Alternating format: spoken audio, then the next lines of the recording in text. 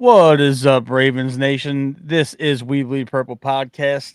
Daniel Wilcox and Matt Trigger. We are recapping the Dallas Cowboys Week 2 preseason game as well as previewing the Week 3 Washington Commanders game. It's been a little bit since we've been on, Daniel, but how's everything going, brother? Man, everything's great, Matt. I'm excited about the game. It was a fairly boring game. I do watching the game a little bit, but like you Yeah. said, Matt Cooper Rush did look a little good, a little better this week, and kind of gave us a insight of what it would look like if he had to come in to spell Lamar. If Lamar was to go down this year, I feel like the offense slows down kind of tremendously with him back there, and it's more of a very poised, slow paced, kind of like not a fast break type offense. It's more of a, I'm gonna control the clock, Yep. control the ball, just kind of slow and methodical. We're gonna take what they give us, and we're gonna play it a little bit safe. Also, it's a preseason game, so it's kind of hard to tell because you want to kind of keep things as simple as possible. You got all these guys learning a new offense, and you don't want to throw stuff at them that's too hard. So you want to try to make it as accessible and as easy for those guys not to make mistakes as possible, so they're not throwing the whole offense at anybody right now. So it was kind of interesting to kind of see how the game plan was and how the guys progressed throughout the game. Yeah. We're in trouble. Lord forbid if anything happens to Lamar Jackson. Yeah, We're smoked.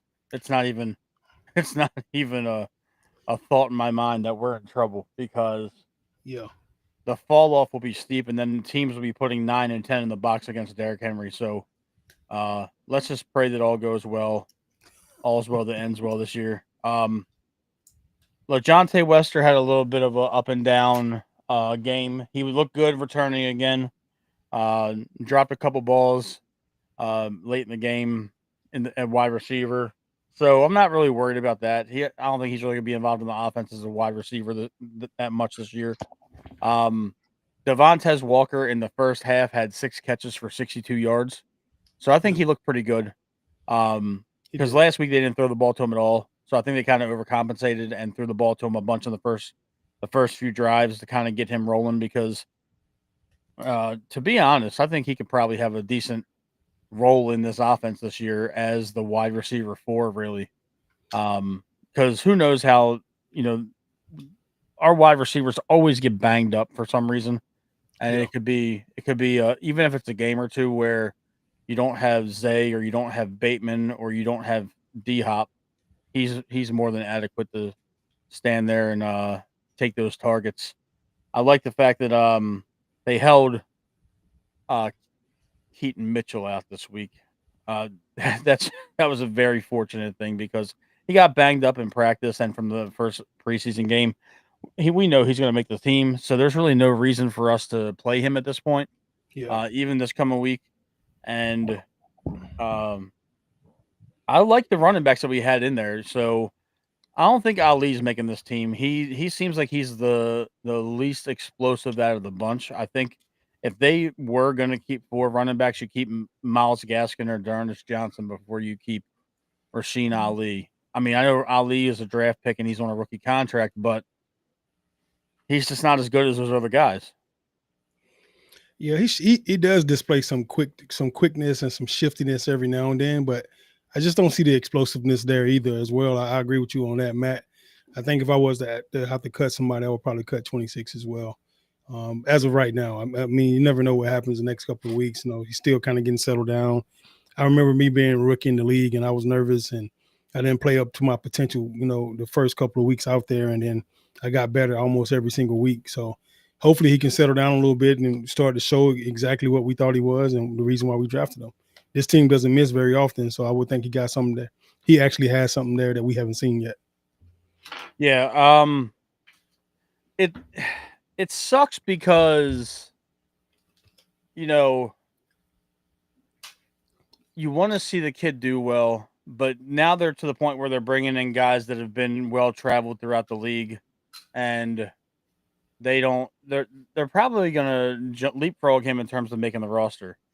Yeah, That's not really. It's not really a discussion. The offense is pretty much set. You know who your QB1 is. You know who your running backs are. You know who your wide receivers are, and you know who your tight ends are.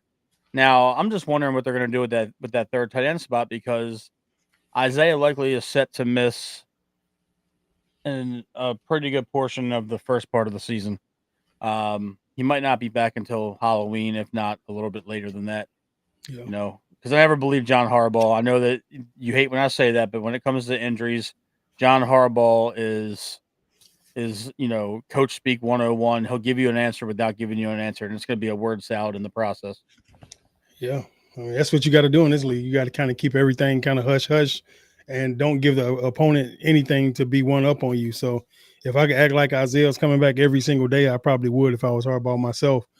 I want people to prepare for him and just waste their time if they can, thinking that he's going to play, even though I know he's not going to play. So I'm not going to give anybody a leg up. If I can waste your time for an hour or 2 or 3 hours or even a full 24 hours, trying to prepare for a guy that's actually not going to play, then I'll definitely take that advantage. Yeah, it's always good to keep things close to the vest, but sometimes it's a little much. I think you're saying that, Matt, because you're in Baltimore and you see it every day. You hear it every day. You've seen it every year.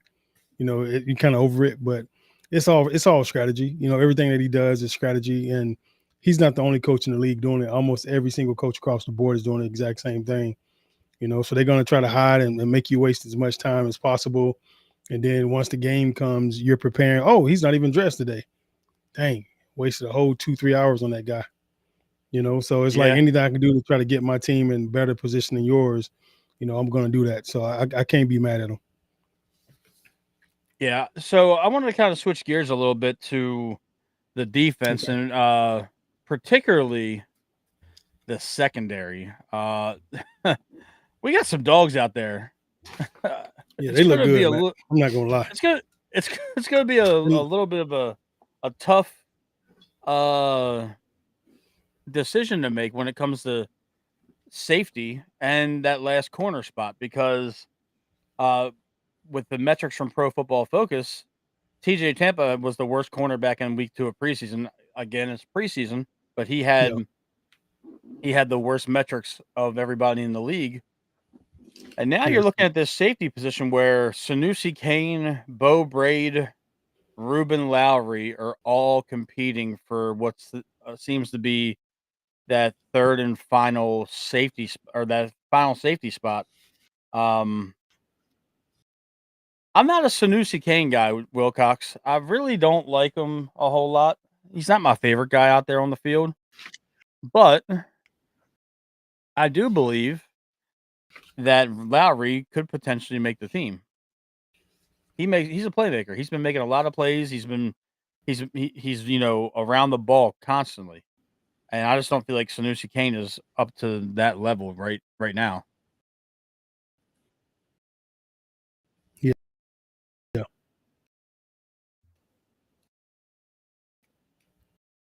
Yeah, it's one of those situations though, Wilcox, where they're probably going to end up keeping their draft pick on the roster. But Bo Braden and Ruben Lowry are out playing Kane right now, and it's crazy.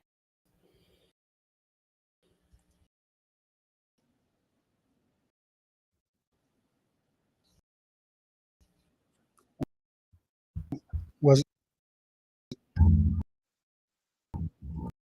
you good over there, Lowry brother? the interception this week? I believe so. Lowry is number. Was Lowry the one that got the interception this week? I think so. And then Keon Martin was also making a lot of plays at safety. A corner. So there's 3 guys that I think are ahead of Sanusi Kane right now in terms of getting on this team. Did you hear me, Matt?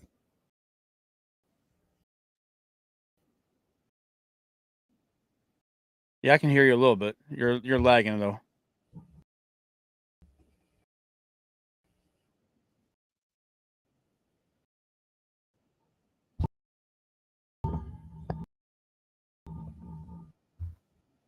A little bit of technical difficulty, folks. We'll resume the stream when the lag issue seems to be working itself out. I don't know if you hear me right now. Me, Matt? We can hear you. Yeah.